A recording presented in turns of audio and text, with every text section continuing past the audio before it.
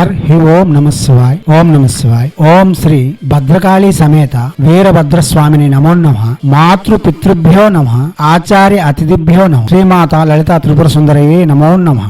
శివశక్తి స్వరూపులారా, మనం ఇప్పుడు వశీకరణ మంత్రములు ప్రవాహంగా చెప్పుకుంటున్నాం. వశీకరణ మంత్రం అన్నది వశం చేసుకుని వాడుకునేందుకైతే కాదు, ధర్మబద్ధంగా జీవనం కొనసాగించేందుకు. మన జీవితంలో ఆటంకములు మరియు సమస్యలు తీవ్రమవుతున్నప్పుడు, మన వాళ్ళే మనకు వేధించుకుని తింటున్నప్పుడు, గుండె మీద బండల, తలలో అగ్ని కుంపట్ల మారినప్పుడు వాళ్ళను వశపరుచుకొని మన జీవితంను సుఖమయం చేసుకునేందుకు మాత్రమే వశీకరణలు చెప్పబడి ఉన్నాయి. మనం ప్రత్యక్షంగా కత్తితో నరికితే పాపము గాని, అదే అమ్మవారి చేత నరికిస్తే అమ్మకు బలిదానం. అదే ప్రకారంగా ఒక మనిషిపై మనం ప్రత్యక్షంగా దాడి చేస్తే లేక అతనిపై మనం దౌర్జన్యం చేస్తే అది సామాజిక దుర్నీతి గాని, అదే సమస్యను పోలీస్ స్టేషన్ కి వెళ్లి వివరించుకొని ఎఫ్ఐఆర్ ఇచ్చి పోలీసుల ద్వారా చేయించడం అన్నది సామాజిక న్యాయం. అదే ప్రకారంగా మన ఆవశ్యకతను అనుసరించి దేవత మనపై కరుణ చూపిస్తూ చేయవలసిన మంత్రములు కాగా, ఇప్పుడు చెప్పే మంత్రము సాక్షాత్ మహాలక్ష్మి యొక్క మంత్రం కాబట్టి మీరు ధర్మబద్ధంగా ఉంటూనే చేయవలసి ఉంటుంది. ఈ మంత్రము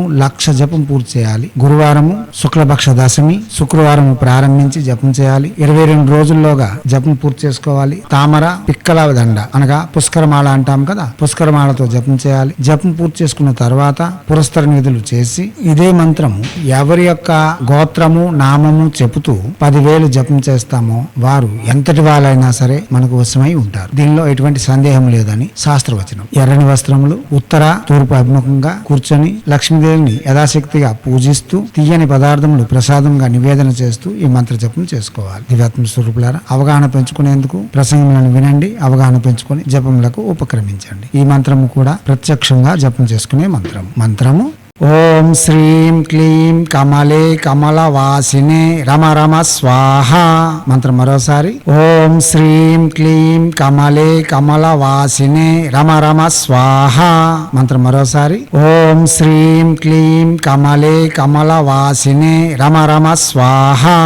దివ్యాత్మ స్వరూపులారా, ఇటువంటి మంత్రములు ప్రత్యక్షంగా జపం చేసుకొని ప్రతిఫలితములను పొంది మనకు వస్తున్న భయముల నుండి ఆపదల నుండి విముక్తి పొంది ఆనందకరమైన జీవితం కొనసాగించేందుకు మన హైందవ సనాతన ధర్మ ఋషులు మన కోసం అందించి ఉన్న అతి సౌమ్యదాయకమైన సహజమైన సాధనలు ఇవి. వీటిని ప్రతి వారు చేసుకోవచ్చు. ప్రయత్నపూర్వకంగా చేసి ప్రఖ్యాతిగాంచిన ఫలితములు పొంది ఉన్నతమైన జీవితం గడుపుకునేందుకు తమ వంతుగా నిర్మాణాలు చేసుకుంటారని ఆశిస్తూ హైందవ సనాతన ధర్మ ఋషులు మనకు అందించిన విద్యలు వినియోగించుకోవడంలోను, భారతీయ సంస్కృతి సాంప్రదాయాలు కాపాడడంలో ముందంజలో ఉంటూ మన ఆచారాల యొక్క గొప్పతనాన్ని ప్రపంచానికి వెలుగెత్తి చాటేందుకు మనవంతుగా కృషి చేయాలని కోరుతూ ఎప్పుడూ మీ సేవలో రత్నశ్రీ హిందూ సేవ సమాజ్ ఆచార్య భీమ్ సింగ్ రవికుమార్ ఆర్ ఆఫ్ నిఖిలానంద సాగర్ మహారాజ్.